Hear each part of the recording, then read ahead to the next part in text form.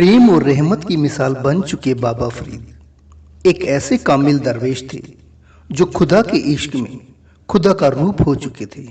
खुदा परस्ती, दूरदर्शिता, सहनशीलता, दया, परोपकार के गुणों को अपनाकर फरीद इश्क की हकीकी के मुकाम पर खड़े थे।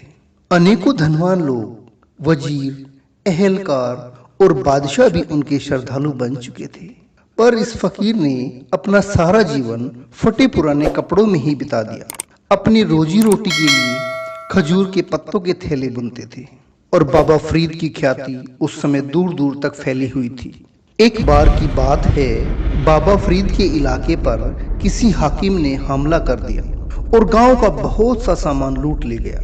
इसी शोरगुल में एक तेली की बीवी भी उठा ली गई। जब तेली ने अपनी पत्नी को पाने के लिए जी तोड़ प्रयास किया, अनेकों दरवाजों पर दस्तक दिए, पर नतीजा कुछ नहीं निकला, तो तेली रोता रोता बाबा फरीद के पास अपनी फरियाद लेकर आया और बाबा के सामने अपने मन की व्यथा का बयान किया।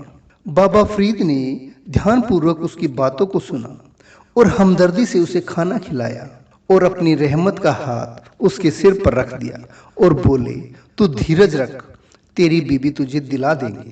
तेली जैसे तैसे ठहर तो गया, पर उसका दिल नहीं टिक रहा था।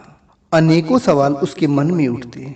2 दिन बीतने के बाद तीसरे दिन हाकिम का मुंशी शेख फरीद के पास आकर मिन्नतें करते हुए बोला, बाबा मुझे बख्श लो, मेरा छुटकारा करवाओ। हाकिम ने मुझे हिसाब किताब की पड़ताल के लिए बुलाया है। बाबा फरीद को पता था कि ये शख्स नेक दिल है और निर्दोष भी है।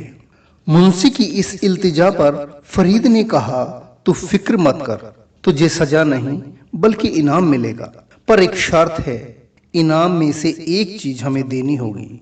इस पर मुंशी ने कहा, हुजूर सब कुछ आपका ही तो है, बस आप दया करो।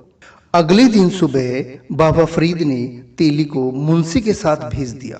जब मुंशी हाकिम के सम्मुख पहुंचा तो हाकिम ने उसके मासूम चेहरे को देखकर आदेश दिया कि मुंशी को सिरोपाव दिया जाए और एक दासी भी साथ में दे दो।